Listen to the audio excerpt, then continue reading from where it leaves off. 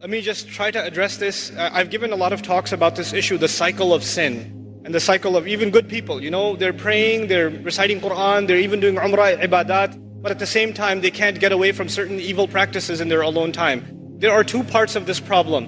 One of those parts is spiritual and the other part is psychological.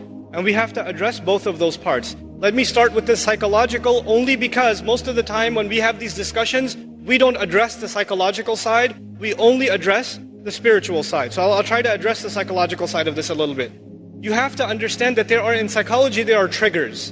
In other words, there are certain situations that make your mind, release certain chemicals in your brain and they make you want to do some things in certain settings. They are triggers. So for example, for a young man, I'll give a crude example. A young man is watching an action movie and he's watching the movie and he sees a beautiful woman. And as soon as he sees that one scene, his mind gets triggered.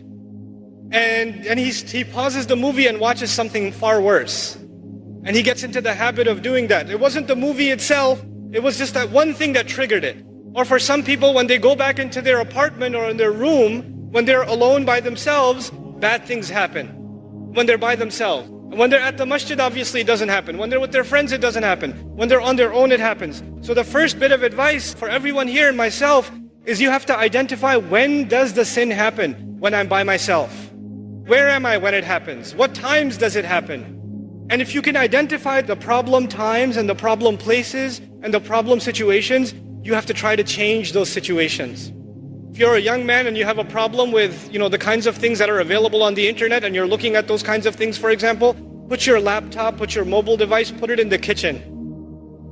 So that your mother's walking by, your dad's walking by, and the mobile device, don't put it in your room. And parents, put that stuff in a visible place in the house. These screens are destroying our kids. Seriously. Then the other thing, the spiritual side of this problem.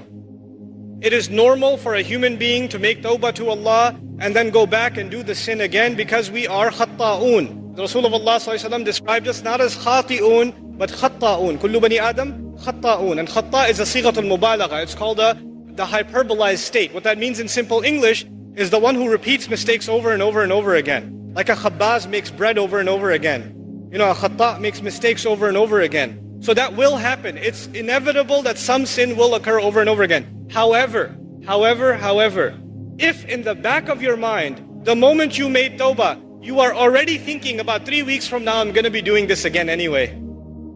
If you're thinking that in the back of your head, then لَيْسَتِ التَّوْبَةِ لِلَّذِينَ يَعْمَلُونَ السَّيِّئَاتِ Tawbah is not for people who continually do evil deeds. They've already accepted it. Allah says, وَلَمْ يُصِرُّوا عَلَى مَا فَعَلُوا They don't insist on what they did. In other words, you have to make a serious, verbalized, conscious commitment. This has to stop. Not that one time you cry and you turn to Allah, I'm so sorry, I can't believe I did this, and you don't do it. You have to figure out a way to get away from this entirely, a serious commitment to yourself.